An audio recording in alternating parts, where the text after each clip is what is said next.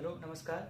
आज हम इस वीडियो में स्टार्ट करेंगे इंडियन स्टैम्प एक्ट 1899 जो आपके JIGL पेपर में है। ठीक है, JIGL CS executive new syllabus. तो हम स्टार्ट करते हैं। थोड़ा सा कोशिश करेंगे जो सब कॉन्सेप्ट ऐसे हैं जिसपे हम जल्द से जल्द कर सकें तो उसको हम जल्दी निकालेंगे।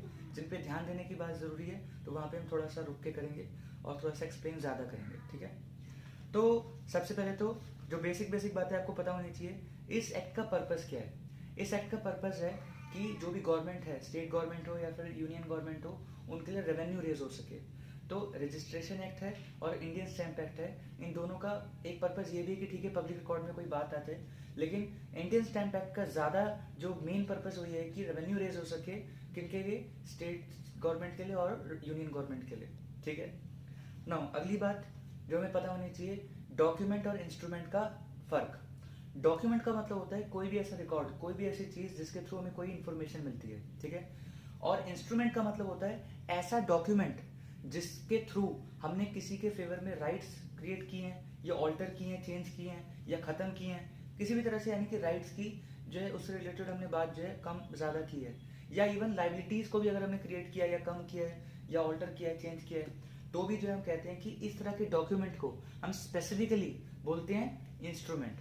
अब देखिए डॉक्यूमेंट के एग्जाम्पल क्या क्या हो सकते हैं। इवन एक न्यूज़पेपर भी आता है, वो भी जो है क्या है, डॉक्यूमेंट। लेकिन क्या उसको हम इंस्ट्रूमेंट बोल सकते हैं? नहीं, क्योंकि उसमें लिखी हुई बात किसी के फेवर में कोई राइट क्रिएट नहीं कर रही, वो कोई कॉन्ट्रैक्ट नहीं है। ठीक है, ऐसे अगर अपने पेन ड्राइव में कोई फाइल सेव कर ली है, अपनी कोई पर्सनल फाइल सेव कर ली है कुछ भी लिख लिखा के, तो वो भी एक डॉक्यूमेंट तक ही है। तो एक बार समझिएगा, डॉक्यूमेंट का स्कोप बहुत वाइड है, ये नहीं कि उसमें सिर्फ पेपर्स आएंगे। इवन पेन ड्राइव में, इलेक्ट्रॉनिक फॉर्म में, किसी भी तरह से अगर आपने कोई इन्फॉर्मेशन स्टोर कर रखी है तो वो डॉक्यूमेंट है। लेकिन उसको इंस्ट्रूमेंट तभी कहेंगे जब वो डॉक्यूमेंट किसी के फेवर में या किसी के अगेंस्ट जो है कोई लाइबिलिटी, राइट, इस तरह की चीजें जो है क्रिएट कर रहा है, चेंज कर रहा है या एक्सटिंग्विश कर रहा है, खत्म कर रहा है। ठीक है, हम बात करते हैं कि इस एक्ट का स्ट्रक्चर क्या है। तो बहुत ही सीधे शब्दों में फटाफट बताता हूँ टू द पॉइंट कि इन जर्नल हमें स्टैम्प ड्यूटी कितनी पे करनी है। तो क्योंकि एक स्टेट सब्जेक्ट है इन जनरल, तो हम क्या करते हैं, स्टेट लेजिस्लेचर ने जो अपने अपने एक्ट बना रखे हैं अलग अलग स्टेट के, तो वो हम जो है सबसे पहले वहां पे देखते हैं। उसके बाद क्या होता है कि अगर वो चीज़ वहां पे नहीं मिलती तो फिर उसको हम इंडियन स्टैम्प एक्ट 1899 में जो हमारा स्केड्यूल है, वहां पे जो लिस्ट है उसमें देखते हैं कि किस इंस्ट्रूमेंट पे कितनी स्टैम्प ड्यूटी पे करनी है। और अगर कोई चीज़ दोनों ही जगह नहीं है तो टेक्निकली उस पर स्टैम्प ड्यूटी पे करना नहीं बनता, लेकिन फिर भी अगर आप सेफ साइड पे करना चाहते हो तो हम पे कर सकते हो कितना भी अमाउंट, 1 रुपये, 10 रुपये, 100 रुपये, लेकिन फिर भी टेक्निकली उस पर स्टैम्प ड्यूटी पे करना बनता नहीं है। नाउ सेक्शन 3 की बात करते हैं, इंडियन स्टैम्प एक्ट 1899 जो बेसिकली बताता है कि किस तरह के इंस्ट्रूमेंट्स पे हम एक्चुअली पे करवाना चाहते हैं स्टैम्प ड्यूटी, लेवी करना चाहते हैं स्टैम्प ड्यूटी। ठीक है, तो बेसिक बात आपको पता होनी चाहिए। देखिए हमारा जितने भी वीडियोस में पर्पस ये होना चाहिए कि हम कम से कम चीजें रटें, कि कम से कम चीजें लर्न करें। हो सके तो बिल्कुल भी लर्न ना करें, सिंपली उस चीज को समझें और उसके बाद ऑटोमेटिकली वो चीज जो लर्न हो जाए। सेक्शन 3 बेसिकली जिस तरह के इंस्ट्रूमेंट्स की बात करता है वो सारे ऐसे हैं जहां पे किसी भी तरह से इंडियन कनेक्शन है। या तो उन इंस्ट्रूमेंट्स की साइनिंग इंडिया में हो, भले ही प्रॉपर्टी है वो काम कहीं भी होना हो वर्ल्ड में, या फिर जो है साइनिंग कहीं भी हो लेकिन वो प्रॉपर्टी हो या वो काम है वो इंडिया में होना है। तो यानी कि इंडियन कनेक्शन जब आ जाता है तो हम कहते हैं कि आपको उन इंस्ट्रूमेंट्स पे स्टैम्प ड्यूटी जो है इंडिया में पे करनी है। एक पॉइंट और है कि आपको बिल्स ऑफ एक्सचेंज और प्रोमिसरी नोट्स पे भी स्टैम्प ड्यूटी पे करनी है। ठीक है, अगर वो एग्जीक्यूट हुए इंडिया में या उस काम से रिलेटेड एग्जीक्यूट हुए हैं जो कि काम इंडिया में होना है या वो प्रॉपर्टी इंडिया में है, तो ये तो अगर वो नहीं भी लिखते तो भी चल जाता, क्योंकि क्या बिल्स ऑफ एक्सचेंज और प्रोमिसरी नोट इंस्ट्रूमेंट्स होते हैं? हाँ होते हैं। तो यानी कि ये तो वैसे नॉर्मल जो उनकी लैंग्वेज थी कि वो सारे इंस्ट्रूमेंट जो इंडिया में एग्जीक्यूट हुए हैं, प्रॉपर्टी इंडिया में हो या ना हो, या बाहर एग्जीक्यूट हुए हैं कहीं भी हो लेकिन इंडियन कनेक्शन हो, तो वैसे तो बिल ऑफ एक्सचेंज और प्रोमिसरी नोट वहां पे कवर हो जाने चाहिए थे। लेकिन फिर भी हमें लगता है कि उसको अलग से इसलिए लिखा गया है क्योंकि उसके साथ ही उनको एग्जम्पशन देनी थी बिल ऑफ एक्सचेंज से रिलेटेड। एक्ट कहता है कि जो भी bill of exchange payable on demand है, जो, और दूसरे शब्दों में कहो तो जितने भी चेक्स हैं, चेक की जब भी एग्जीक्यूशन होगी तो उस पर स्टैम्प ड्यूटी आपको जो है पे नहीं करनी, ये एग्जम्पशन दी है। और इसका जो पर्पज है जो हमें समझ आता है वो ये है कि कहीं ना कहीं एक दिन में बहुत सारे चेक्स जो एग्जीक्यूट होते हैं, कटते हैं किसी के लिए और पेमेंट होती है चेक के थ्रू, तो अगर हम हर चेक के ऊपर स्टैम्प ड्यूटी पे करना मैंडेटरी कर देते तो बहुत हार्श हो जाता, लोग शायद बचते चेक काटने से, चेक साइन करने से, वो जो है हार्ड कैश पे ज्यादा जो है रिलाई करते, और उससे जो हमारा जो प्रमोट करना है हमें कैशलेस इकोनॉमी को, वो चीज़ हो ही नहीं पाती। तो हार्श भी हो जाता है, इसलिए भी एग्जाम कर दिया। और प्रमोट किस चीज़ को करना है, चेक बेस्ड इकोनॉमी को, डिजिटल इकोनॉमी को। तो इसलिए जो हमने इस चीज़ को एग्जाम कर दिया। किसको एग्जाम किया, bill of exchange payable on demand, या इसको कह लो चेक्स को आपने जो एग्जाम कर दिया है, इस पे स्टैम्प ड्यूटी पे नहीं करनी। ये जितने भी एग्जाम्पशंस होती हैं, जितने भी हाउएवर्स होते हैं, प्रोवाइजो होते हैं, इनसे बहुत ज़्यादा चांस होते हैं सिचुएशन बेस्ड क्वेश्चन आने के, ध्यान रखिएगा। नाउ अब हम बात करते हैं सेक्शन 3 में कुछ एक्सेप्शंस लिखी हुई हैं, जहाँ पे सीधा सीधा कह रखे हैं कि अगर इस तरह के इंस्ट्रूमेंट्स हैं तो आपको स्टैम्प ड्यूटी पे करनी नहीं है। ये बहुत ध्यान से आप ध्यान रखिएगा, क्योंकि यहाँ से ही क्वेश्चन बनते हैं। वो नॉर्मल चीज़ों से क्वेश्चन कम पूछते हैं, एक्सेप्शन से ज़्यादा पूछते हैं, ये बात फैक्ट है। चाहे साइंस स्ट्रीम के बच्चे हों या कॉमर्स के, हर जगह ये चीज़ चलती है। नाउ इसमें 3 पॉइंट्स हैं। पहला पॉइंट, अगर आपने कोई भी इंस्ट्रूमेंट साइन किया है जिसमें या तो बेसिकली सामने वाली पार्टी जो है गवर्नमेंट है, आप गवर्नमेंट से कुछ ले रहे हो या गवर्नमेंट के फेवर में कुछ चीज, कोई राइट क्रिएट कर रहे हो, कुछ भी, यानी कि गवर्नमेंट अगर पार्टी है तो उस तरह के इंस्ट्रूमेंट्स पे आपको स्टैम्प ड्यूटी पे नहीं करनी।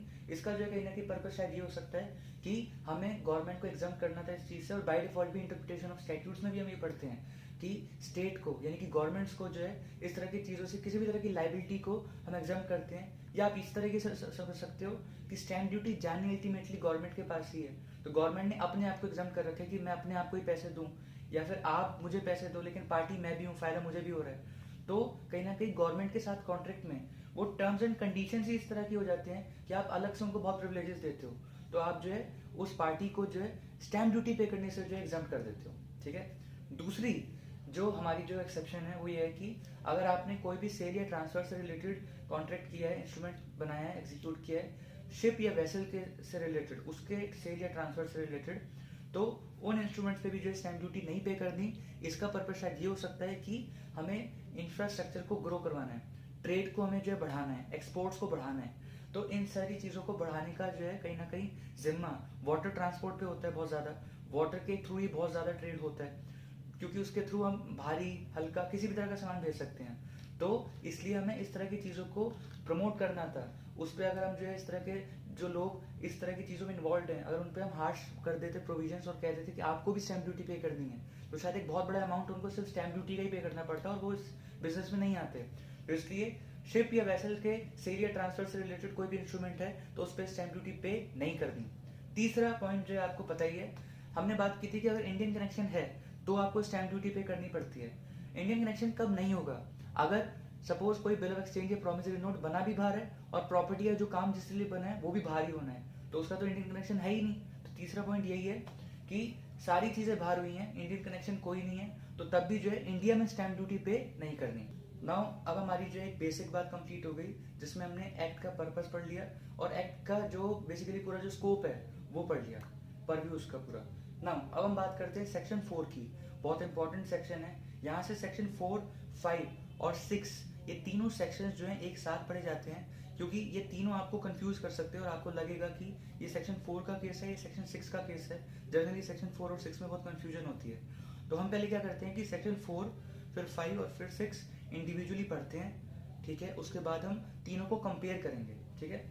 सेक्शन 4 कहता है कि अगर सपोज आपको कोई एक सिंगल ट्रांजैक्शन करनी थी, यानी कि कुल मिला के ट्रांजैक्शन एक ही थी, लेकिन उसको बेसिकली इफेक्टिव करने के लिए आपने एक ना बना के कई सारे इंस्ट्रूमेंट बना दिए, यानी कि वो ट्रांजैक्शन की अलग अलग कंडीशंस के लिए भी अलग अलग इंस्ट्रूमेंट बना दिए। तो क्या ऐसा हो सकता है? ऐसा हो सकता है, क्योंकि पार्टीज को जनरली लॉ का इतना ज्ञान होता नहीं है। अगर किसी को गिफ्ट करना है तो उसको शायद ना पता हो कि गिफ्ट करने के लिए एक ही गिफ्ट डीड में सब कुछ लिख सकते हैं, उसने क्या किया, अलग अलग बना दिया। तो यहाँ पे जो है अगर इस तरह की कंडीशन आती है, सिचुएशन आती है कि हमें एक ही इंस्ट्रूमेंट बनाना था क्योंकि ट्रांजैक्शन मेनली एक ही थी, लेकिन हमने ज्यादा बना दिए, तो हम क्या करते हैं, लॉ कहता है, सेक्शन 4 कहता है कि उसमें से जो प्रिंसिपल इंस्ट्रूमेंट है, जो मेन इंस्ट्रूमेंट है, जो पूरी ट्रांजैक्शन, मेन जो ट्रांजैक्शन जो गवर्न कर रहा है उसको लेंगे, उस पर जो स्टैम्प ड्यूटी लगेगी वो हम जो पे करेंगे। उसके अलावा जितने भी और एक्स्ट्रा इंस्ट्रूमेंट्स हमने बना दिए हैं उस पर जो है हमें बस 1-1 रुपए की स्टैम्प ड्यूटी जो है पे करनी है, क्योंकि बस ताकि हमारा वो रूल जो है कि every instrument is chargeable to stamp duty, वो भी जो है कहीं ना कहीं सफल हो जाए। 1 रुपया पे करके वो काम हो जाएगा, फॉर्मेलिटी हो जाएगी। और हमने उस पर हार्श भी नहीं किया पार्टीज के लिए कि जो आपको सब पे ही पूरी पूरी देनी है। नहीं तो जो कहीं ना कहीं रेवेन्यू रेज ना होता, उल्टा कम हो जाता, क्योंकि ज़्यादा हार्श हो जाती प्रोविजंस।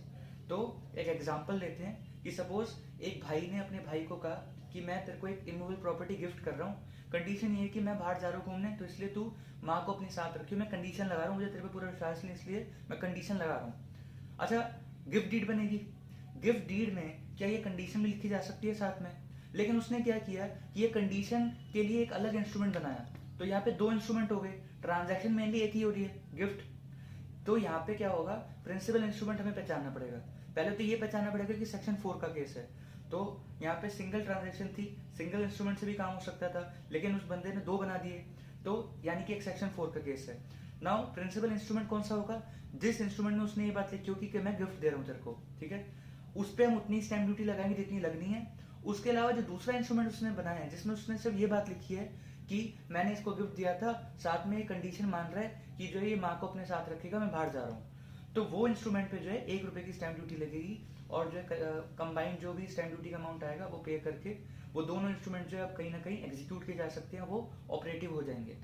इसको हम ऐसे कहते हैं कि जो हमारा मेन जो इंस्ट्रूमेंट था, यानी कि इस एग्जांपल में गिफ्ट डीड, उसको हम बोलते हैं प्रिंसिपल इंस्ट्रूमेंट, और जितने भी बाकी एक्स्ट्रा इररेलेवेंट जो जरूरी नहीं थे, वो सारी कंडीशन प्रिंसिपल में ही आनी चाहिए थी वैसे तो, लेकिन अगर फिर भी जो बाकी आपने बना दिए उन सबको हम बोलते हैं सब्सिडरी इंस्ट्रूमेंट्स, जिन पे सारी सब्सिडरी इंस्ट्रूमेंट्स पे कितने रुपए की स्टैम्प ड्यूटी जाती है, फ्लैट 1 रुपया पर इंस्ट्रूमेंट। अब हम बात करते हैं कि सेक्शन 4 के हमने कुछ एग्जांपल्स तो पढ़ लिए कि ये इस तरह से जो गिफ्ट वाला एग्जांपल हमने पढ़ा। इसके बाद हमें ये चीज़ ज़रूरी पता होनी चाहिए कि कब कब हमें लग सकता है कि ये तो सेक्शन 4 का केस है, लेकिन एक्चुअली वो सेक्शन 4 का केस नहीं होगा। इसका एग्जांपल है कि सपोज आपने अपना कोई सपोज अनलीज्ड प्रॉपर्टी है, कि आपके बहुत सारे घर हैं, आपका एक घर जो है जिस पे आप जो लीज पे नहीं दे रखा था, किराए पे नहीं दे रखा था, उसको अब आप लीज पे दे रहे हो, ये एक ट्रांजैक्शन है, इसके लिए लीज डीड बनेगी। अब आप सपोज पिछला कोई घर ऑलरेडी उसी पार्टी को हमने लीज पे दे रखा था, अब उसमें जो किराया वो बंदा भर रहा था, हम चाहते हैं कि पिछली लीज से रिलेटेड जो हमें किराया मिल रहा है उसको हम ऑल्टर करना चाहते हैं। तो यानी कि हम क्या करना चाहते हैं, पिछली लीज डीड ऑल्टर करना चाहते हैं, चेंज करना चाहते हैं। तो अगर यहाँ पे पहली बात तो हमें ये पता होना चाहिए क्या ये सेम ट्रांजैक्शन का पार्ट है या ये अलग अलग बातें हैं। ये अलग अलग बातें हैं, क्योंकि एक ऑलरेडी जिस पे आप लीज नहीं है उसको लीज पे देना, और पिछली कोई जो लीज चली आ रही थी उसके टर्म्स एंड कंडीशन चेंज करना, ये दो अलग अलग बातें हैं, दो अलग अलग ट्रांजेक्शन्स हैं। तो अगर कोई इंसान सपोज दो अलग अलग इंस्ट्रूमेंट बना दे, तो आप उठ के ये मत नहीं बोल सकते हो कि ये तो सेक्शन 4 का केस है, और वो जो ऑल्ट्रेशन वाली बात है जो दूसरी लीज की वो भी इसी में ही लिख दो। नहीं ऐसा हो सकता, क्योंकि दोनों अलग अलग ट्रांजेक्शन्स हैं, ठीक है। तो अगर कोई बंदा इससे रिलेटेड दो अलग अलग इंस्ट्रूमेंट बनाएगा तो उसको नॉर्मली दोनों पे अलग अलग स्टैम्प ड्यूटी पे करनी पड़ेगी, वहाँ पे नई लीज डेट बनेगी, और यहाँ पे इस जो ऑलरेडी जिस पे हमने कोई लीज नहीं क्रिएट कर रखी थी उसके लिए लीज डीड बना रही है, जो उस पे जो है उसकी जो भी होगी एप्लीकेबल स्टैम्प ड्यूटी जो है वो हम देंगे। तो इस पे दो अलग अलग इंस्ट्रूमेंट ही बनने थे, यहाँ पे सेक्शन 4 अप्लाई नहीं होता, क्योंकि ट्रांजैक्शन ही मल्टीपल है, और सेक्शन 4 कब लगता है, सिंगल ट्रांजैक्शन मल्टीपल इंस्ट्रूमेंट्स, यहाँ पे मल्टीपल ट्रांजैक्शंस हैं इसलिए मल्टीपल इंस्ट्रूमेंट्स ही बनेंगे। नाउ दूसरा जो हमारा एग्जाम्पल है वो भी इसी से रिलेटेड है कि हमें लग सकता है कि सेक्शन 4 लगेगा पर एक्चुअली नहीं लगेगा। आपने क्या किया, कोई घर परचेज किया, 50 लाख जो है डिसाइड हो कि आप दोगे, आपने 40 लाख दिए, ठीक है। उस बंदे ने कहा कि ठीक है, सेल डीड जो हमने साइन कर दी, ओनरशिप ट्रांसफर हो गई, लेकिन अगर फ्यूचर में आपने 10 लाख मुझे ड्यू डेट तक नहीं दिए तो फिर जो है उसके लिए कुछ करो। तो मैंने क्या किया, अभी कर देते हैं। हम क्या करते हैं, ये घर की ओनरशिप मेरे पास आ गई ना, मैं इसी घर पे मॉर्गेज क्रिएट कर देता हूँ और लिख देता हूँ कि 10 लाख मैं दे नहीं रहा और ड्यू डेट तक दे दूंगा, नहीं दे पाया तो ओनरशिप जो है इस घर की, क्योंकि मैं मॉर्गेज क्रिएट कर रहा हूँ, आपको जो है ट्रांसफर हो जाएगी, और जो है फिर आप जो भी करना है इसका करो। इस तरह की हमने जो एक मॉर्गेज डीड भी बनाई। यहाँ पे कुछ लोग बोल सकते हैं कि सेल डीड अलग बनाई, मॉर्गेज डीड अलग बनाई, ये तो सेम ट्रांजेक्शन लग रही है। यहाँ पे भी लग रहा है कि सेम ट्रांजेक्शन लग रही है, लेकिन एक्चुअली ये दोनों अलग अलग ट्रांजेक्शन है। किसी से घर खरीदना और उस घर को मॉर्गेज कर देना, सिक्योरिटी क्रिएट कर देना उस पर, ये दोनों बहुत ही अलग अलग बातें हैं। और इसके लिए अगर आप अलग अलग इंस्ट्रूमेंट बना रहे हो तो कुछ गलत नहीं कर रहे हो। आप ये नहीं बोल सकते उठ के ये तो सेक्शन 4 का केस है और सेल डीड पे जो भी ड्यूटी बनती है वो दे देता हूँ और उसको सब्सिडरी मॉर्गेज डीड को सब्सिडरी इंस्ट्रूमेंट मान के उस पर 1 रुपया भर देता हूँ। ये तो बड़ा आसान हो जाता है। ऐसे तो लूप होल ढूंढा जाता है और ऐसे केसेस जो है बनाए जाते, सिचुएशन इस तरह से जो है थोपी जाती लोगों पे, अथॉरिटीज पे, कि ये तो सेक्शन 4 का केस है, इसलिए बाकी सारे इंस्ट्रूमेंट्स पे जो है हम 1-1 रुपए ड्यूटी दे रहे हैं। तो इसलिए क्लियर किया गया है, इस तरह के एग्जांपल्स देखे, इलिस्ट्रेशंस देखे कि कभी कभी दो अलग अलग ट्रांजेक्शन ही होंगी, तो वहां पे अगर आपने मल्टीपल इंस्ट्रूमेंट्स बनाए हैं तो वो ठीक है, बिल्कुल वो सेक्शन 4 का केस था ही नहीं। दोनों पे अपनी अपनी जो भी ड्यूटी लेवी होनी है वो पे होगी, स्टैम्प ड्यूटी। नाउ अब हम बात करते हैं सेक्शन 5 और सेक्शन 6 की। देखिए एक बात बहुत क्लियर समझिएगा, सेक्शन 4 का मतलब था कि वो आप सिंगल ट्रांजैक्शन कर रहे हो, यानी कि बहुत सारे मैटर्स जो एक ही मेन ट्रांजैक्शन थे बेसिकली, आप उसको अलग अलग इंस्ट्रूमेंट्स में लिख रहे थे। तो सेक्शन 4 का मतलब ये था कि आप एक ही ट्रांजैक्शन है लेकिन मल्टीपल इंस्ट्रूमेंट्स बना रखे हैं, ठीक है। सेक्शन 5 और 6 में सबसे पहली बात आप ध्यान रखना कि यहाँ पे आपने सिंगल इंस्ट्रूमेंट बनाया। तो कभी भी आपको चेक करना हो, सबसे पहले आपको केसेस पता आने चाहिए कि ये सेक्शन 4 का केस है, 5 का या 6 का। तो अगर मल्टीपल इंस्ट्रूमेंट्स हैं, बहुत सारे इंस्ट्रूमेंट बना रखे हैं, तो सेक्शन 4 है उसके लिए। अगर एक ही इंस्ट्रूमेंट बना दिया है तो या तो सेक्शन 5 होगा या सेक्शन 6 होगा, ठीक है। अब 5 और 6 हम एक साथ करते हैं। सपोज आपने सिंगल इंस्ट्रूमेंट बनाया और उसके अंदर कई सारी बातें लिख दी। आप खुद ही बताइए, अगर आपने उसके अंदर जो बातें लिखी हैं उसका नेचर एक दूसरे से बहुत अलग है और वो बातें बेसिकली अलग अलग कॉन्ट्रैक्ट के रूप में आनी चाहिए थी। आपने बहुत ही दो अलग दुनिया की बातें एक इंस्ट्रूमेंट में लिख दी ये सोच के कि एक इंस्ट्रूमेंट बनाएंगे तो एक ही बार स्टैम्प ड्यूटी देनी पड़ेगी। यहाँ पे बेसिकली लॉ ये कहता है, अगर वो दो बातें, सेक्शन 5 ये कहता है आपने एक ही इंस्ट्रूमेंट बनाया और आपने वो दो बिल्कुल ही अलग अलग बातें, दो अलग अलग नेचर की ट्रांजैक्शन से रिलेटेड बातें एक ही इंस्ट्रूमेंट में लिख भी दी, ये सोच के कि स्टैम्प ड्यूटी जो है कम देनी पड़ेगी, आप इस लूप होल को बेसिकली जो यूज नहीं कर पाओगे। ये कोई लूप होल नहीं है और आपको जो भी टोटल स्टैम्प ड्यूटी है उन सभी मैटर्स पे, क्योंकि वो सारे डिस्टिंक्ट मैटर्स हैं, अलग अलग मैटर्स हैं, एक दूसरे से उनका नेचर बहुत अलग है, तो जो भी अलग अलग इंस्ट्रूमेंट अगर बनाते तो जो स्टैम्प ड्यूटी देते वही आपको स्टैम्प ड्यूटी देनी पड़ेगी, भले ही आपने इस केस में सेक्शन 5 में एक ही इंस्ट्रूमेंट बनाया था, ठीक है। तो सेक्शन 5 जो बेसिकली यही कहता है। जैसे फॉर एग्जांपल आप सर्विस एग्रीमेंट बना रहे हो, साथ में जो है आप उसी बंदे को सपोज लीज पे प्रॉपर्टी भी दे रहे हो, तो वो बंदा आपको जो है एम्प्लॉय बन जाएगा, उसके लिए आप सर्विस एग्रीमेंट जो है बना रहे हो उसके लिए, और साथ में उसी बंदे को सपोज आप कोई लीज पे अलग से कोई प्रॉपर्टी भी दे रहे हो। तो ये दो अलग अलग बातें हैं, लेकिन अगर बाई चांस आपने ये दोनों बातें लिख दी एक ही इंस्ट्रूमेंट में तो ये केस हो जाएगा सेक्शन 5 का, और जो अलग अलग स्टैम्प ड्यूटी पे करनी पड़ेगी, सपोज आपको स्टैम्प ड्यूटी पे करनी पड़ रही है सर्विस एग्रीमेंट्स के नेचर के इंस्ट्रूमेंट पे 60 रुपए, और लीज पे सपोज आपको जो फ्लैट एक ड्यूटी पे करनी पड़ती है 200 रुपए। तो यहाँ पे भले ही आपने यहाँ पे एक इंस्ट्रूमेंट बनाया है पर आपको यहाँ पे कितने रुपए स्टैम्प ड्यूटी पे करनी पड़ेगी, 260 रुपए, ठीक है। तो ये हो गया हमारा सेक्शन 5। सेक्शन 6 है समझदार लोगों के लिए, जिन्होंने एक ही इंस्ट्रूमेंट बनाया और बहुत सारे बातें लिख दी, लेकिन वो बहुत सारी बातें बेसिकली एक ही ट्रांजेक्शन से रिलेटेड है, तो इसलिए उनके लिए एक ही इंस्ट्रूमेंट में लिखना था वो सब कुछ, तो उन्होंने एक ही इंस्ट्रूमेंट यूज भी किया। तो यहाँ पे क्या होता है, जो भी उसमें जो मेन बात है, जो मेन मैटर है, उस पर जो है स्टैम्प ड्यूटी वो जाएगी, और बाकी जो सारे मैटर्स हैं वो जो हम बेसिकली इग्नोर करेंगे, क्योंकि इंस्ट्रूमेंट तो एक ही है। तो जो भी मेन मैटर है उससे रिलेटेड जो भी स्टैम्प ड्यूटी बनती है वो उस इंस्ट्रूमेंट पे हम पे करेंगे, और बस। अब एक बात लास्ट में डिस्कस करना चाह रहा हूँ कि हो सकता है कि आपको सेक्शन 4 और सेक्शन 6 सेम लगने लग जाए, पर एक्चुअली अगर आप ध्यान से देखें तो ये बहुत अपोजिट है। क्यों? क्योंकि सेक्शन 4 की शुरुआत इससे होती है कि आपने बहुत सारे इंस्ट्रूमेंट बना दिए, और सेक्शन 6 की शुरुआत इससे होती है कि आपने एक ही इंस्ट्रूमेंट बनाया। तो मल्टीपल इंस्ट्रूमेंट्स बनाए, बहुत सारे इंस्ट्रूमेंट्स बनाए, और सिंगल ट्रांजैक्शन से रिलेटेड, यानी कि बात जो है एक ही ट्रांजैक्शन से रिलेटेड लिखी हुई है सब में थोड़ी थोड़ी, तो वो सेक्शन 4 है। लेकिन आपने एक ही इंस्ट्रूमेंट बनाया और जो सारी बातें एक ट्रांजैक्शन से रिलेटेड एक जगह आनी चाहिए थी वही आपने किया, तो ये सेक्शन 6 है, ठीक है। तो ध्यान से सोचिएगा इस बारे में, दोबारा चाहे वीडियो देखिएगा। अगर आपको फिर भी सेक्शन 4 और 6 में कोई भी डाउट हो, या अगर आपको और भी कोई चीज तो और एक्सप्लेनेशन चाहिए हो, तो जरूर आप कमेंट सेक्शन में जो है इस डाउट को आप बताइएगा, जरूर बताइएगा। यही पॉइंट है इस पूरे लेसन में जो थोड़ा सा कंफ्यूज करता है।